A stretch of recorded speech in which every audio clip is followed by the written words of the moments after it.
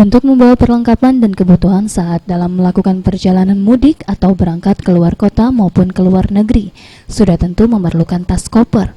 Makin sering melakukan perjalanan, tas koper makin sering digunakan, sehingga membuat tas akan lebih cepat rusak jika tidak dirawat. Melihat peluang makin pentingnya tas koper bagi penggunanya, Muhammad Nasir membuka usaha servis tas koper. Pemilik jasa servis tas koper yang berada di Jalan Sekanak 26 Ilir Palembang menceritakan, ia telah membuka jasa perbaikan tas koper dari tahun 2005-an. Sebelumnya ia membuka usaha sol sepatu, tapi saat itu banyak permintaan dari para pelanggan untuk memperbaiki tas koper. Dari hal inilah ia mulai fokus untuk menerima jasa perbaikan tas koper saja. Untuk kerusakan yang paling sering ia perbaiki ialah terjadi pada resleting tas koper, dan tarif perbaikan berkisar dari 50.000 sampai dengan 150.000, dilihat dari kerusakannya.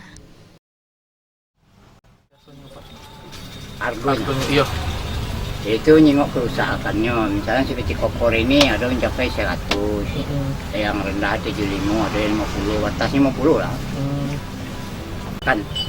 Kerusakan yang paling sering itu apa Pak yang kita benerin di sini? Yang paling sering resleting sama tarikan. Kalau koper ini kalau ini kalau patah. Iya itu. Nah, cuma kita servis di sini bahan baku tidak kati jual ini. Ia juga menambahkan, dalam sehari jika sedang ramai ia mengaku bisa mengantongi keuntungan mencapai 500.000 sampai 1 juta rupiah.